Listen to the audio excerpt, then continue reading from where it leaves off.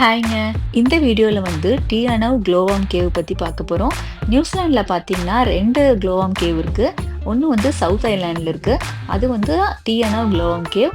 இன்னொன்னு வந்து நார்த் ஐலேண்ட்ல இருக்கு. அது வந்து வைட்டமோ க்ளோவாம் கேவ். இப்போ சவுத் ஐலேண்ட்ல டியானவ் அப்படிங்கிற லேக்ல இருக்கிற டியானவ் க்ளோவாம் கேவ் தான் நம்ம இப்ப பார்க்க போறோம். இந்த கேவ் பார்க்கறதுக்காக ஃபர்ஸ்ட் வந்து க்ரூஸ்ல கூட்டிட்டு போவாங்க. இது வந்து ஒரு 30 மினிட்ஸ் உள்ள கூட்டிட்டு போவாங்க.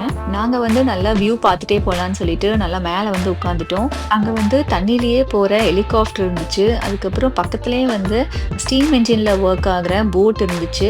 இந்த காலத்துலயும் இன்னுமே வந்து ஸ்டீம் என்ஜின் வந்து யூஸ் பண்ணிட்டு தான் இருக்காங்கன்னு சொல்லிட்டு எங்களுக்கு பார்க்க ஆச்சரியமாவும் இருந்துச்சு. இந்த மாதிரி நியூசிலாந்துல வந்து அந்த காலத்துல யூஸ் பண்ணிட்டு இருந்தது எல்லாமே இன்னுமே வந்து மக்கள் வந்து யூஸ் பண்ணிட்டு தான் இருக்காங்க. அதை வந்து நிறைய நம்ம இங்க நியூசிலாந்துல பார்க்க முடியும்.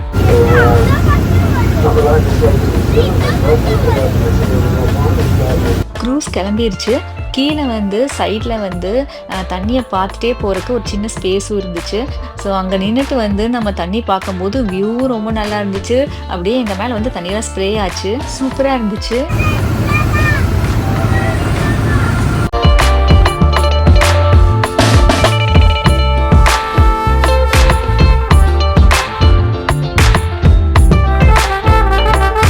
டியானவ் க்ளோவாம் கேவ் வந்துருச்சு. அப்படியே லைனா உள்ள கூட்டிட்டு போனாங்க. வந்ததுல குரூப்பா பிரிச்சு ஒரு குரூப்புக்கும் ஒரு கைடு வந்து எங்களை வந்து அசிஸ்ட் பண்ணாங்க.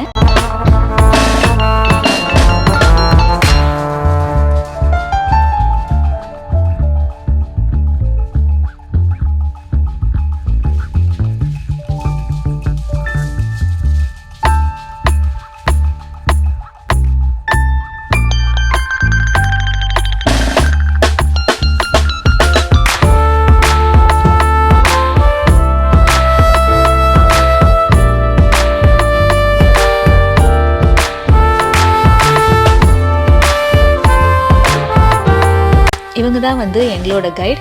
ஃபஸ்ட்டு உள்ளே போகிறதுக்கு முன்னாடி இவங்க வந்து இந்த க்ளோவாம் கேவ் பற்றி ஒரு இன்ட்ரோ கொடுத்தாங்க.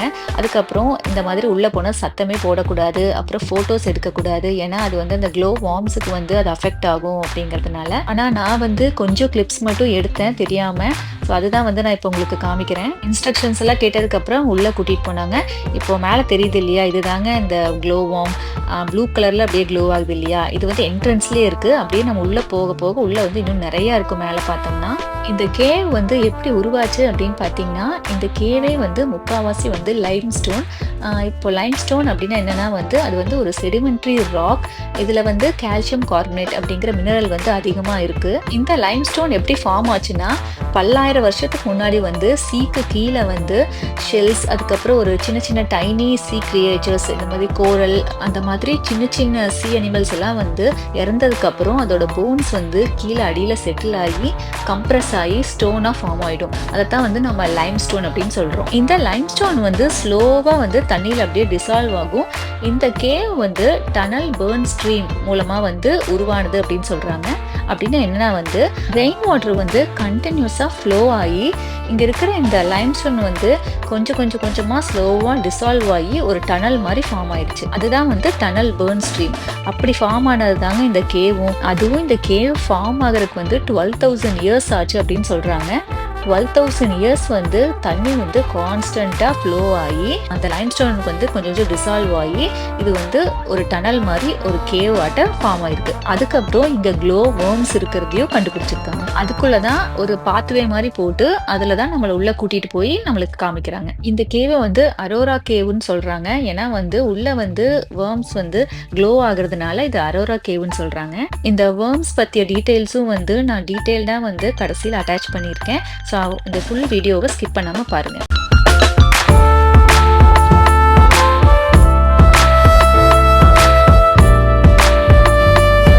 உள்ளே போனதுக்கப்புறம் ஒரு சின்ன போட்டில் உட்கார வச்சு அப்படியே உள்ளே கூட்டிகிட்டு போனாங்க. அங்கே வந்து ஒரு டாட் லைட் கூட இருக்கக்கூடாது, சத்தமே இருக்கக்கூடாது. அதனால் அதுக்கு மேலே என்னால் வீடியோ எடுக்க முடியல. ஸோ அங்கே போய் அப்படியே அந்த போட்டை நிறுத்திட்டு நம்ம மேலே பார்த்தோம்னா சுற்றி அப்படியே வந்து க்ளோ வார்ம்ஸாக இருக்கும். ப்ளூ கலரில் அப்படியே க்ளோ ஆகும். ஸ்டார்ஸ் வந்து நம்ம ஸ்கையில் பார்த்தா எப்படி இருக்கும் அந்த மாதிரி தான் இருக்கும். சூப்பராக இருக்கும் பார்க்கறதுக்கு. ஆனால் எனக்கு என்ன ஃபீல் ஆச்சுன்னா, நான் வந்து நார்த் ஐலாண்டில் இருக்கிற வைட்டமோ க்ளோவாம் கேவும் போயிருக்கேன். ஸோ அதை கம்பேர் பண்ணும்போது இங்கே இங்கே வந்து க்ளோவார்ம்ஸ் வந்து கம்மியாக இருந்த மாதிரி தான் இருந்துச்சு.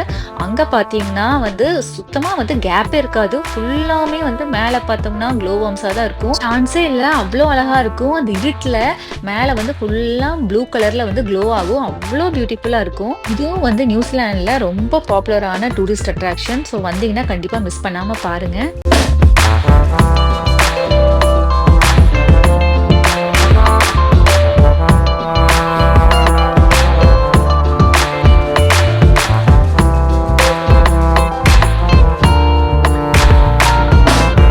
இதுதான் வந்து இந்த கேவோட ஹோல் ஸ்ட்ரக்சர். இப்படி க்ரூஸில் வந்து நம்மளை இங்கே இறக்கி விட்டுருவாங்க. இங்கேருந்து அப்படியே நம்ம உள்ளே நடந்து போய் அங்கேருந்து அப்படியே நம்ம உள்ள கேவுக்குள்ளே போகிறோம். இப்படி தான் இருக்கும், அந்த பாத்வே இப்படி தான் போகும். ஸோ உள்ளே போயிட்டே இருந்தோம்னா இங்கே தான் போட் நிற்கிது. இங்கே தான் நம்மளை ஏற்றி உள்ளே அப்படியே கூட்டிகிட்டு போய் இந்த இடத்துல நிற்க வச்சு நம்ம மேலே வந்து க்ளோவார்ம்ஸ் பார்க்க முடியும். So we actually have a 4-stage life cycle.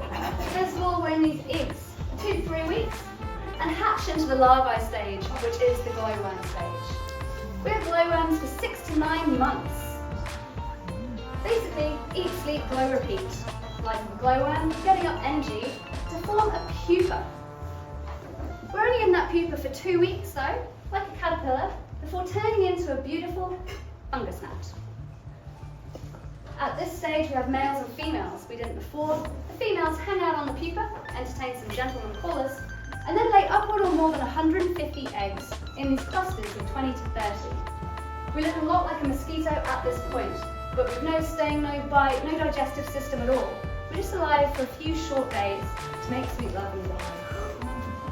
The cave is actually the perfect ecosystem for them, because it's always dark, they can glow whenever they want, and it keeps out the wind, which means those fishing lines don't get tangled up, blown about. All that moisture running through the cave keeps them sticky. That beautiful light is actually made up of 3 ingredients: adenosine triphosphate, luciferin, and luciferase. So named for Lucifer, who before he fell from heaven was known as the light bringer. Their scientific name is Arachnocampha luminosa. Arachno for those spider-like qualities, the way they hunt with a strand of web. Campa for those worm-like qualities, and luminosa referring to that light. But in Te Reo Maori, they're known as titiwai, which means reflection of lights on the water, which I hope you saw in the grotto. A bit of a more beautiful way of thinking about them, and there's stories that say they're descended from the stars. It's a little bit of a con, however. We're running a bit of a racket here. See over at this end? And as you travel down the body, you hit this dark area, that's actually the digestive tract. And then you finish up at the tail, and it's the tail that holds the sac that creates that bioluminescent glow. Same thing you find in phytoplankton, jellyfish, that kind of thing. I'll tell you a little bit more about it later. But as you can see from this as well, these guys are fishermen. They drop these lines, like strands of silk, a lot like a strand of spiderweb. And a little bit gross, they vomit up this mucousy mixture to form these crystalline pearls. It takes about 25 to 30 minutes to form just one of these lines. So these guys actually work really hard for their dinner. They'll have upward or more than 30 lines around them at any one time. They also spin themselves a little hammock made of silk there, attached to everything. It's when they're hungry that they flick on that glow. It can take up to 45 minutes to get to their strongest light. And they're constantly repairing, replenishing these lines, and then they hang up in their hammock and feel for any vibrations. A lot like a spider in a web. See if they've caught anything. Oh look, we've caught something. Does anyone know what we've caught? A sandfly. Hey Namu, also known as little devils. So we love the glowworms because the glowworms eat sandflies, so the sandflies can't eat us. And this is a good snack for the glowworm, 2 to 3 days eating, packet of chops. But this is the mother lode, a big, fat, juicy moth. You're only likely to catch something like this more towards the cave entrance, actually. When we feel those kind of vibrations, we can't whip up the line the way we did with the wee fly. We have to actually travel down it like a ladder. It almost looks like we're re-ingesting those mucousy pearls, but we're actually just sliding them up over our back. So once we've been down and had a feed, we can flick that line down again. No effort wasted. We do, however, have a little bit of a problem when we get down and find that Christmas has come early, because Because moths actually have a really hard exoskeleton, and our worm has to find the softest way in. Does anyone want to guess what the softest way into a moth might be? Oh, get your mind out of the gutter. It's actually the eyeball. So if anyone's feeling a little bit squeamish, I invite you to look at our lovely lake or our lovely cave guides. It's about to get a bit National Geographic up in here. So we're heading on down our line, and we're entering the eyeball. You might say it was the last thing the moth saw coming. And then, a bit sad, our moth actually stays alive for the next 2 to 3 weeks that it takes the worm to liquefy the inside and slurp them up like a frothy mothy milkshake. This actually gets worse.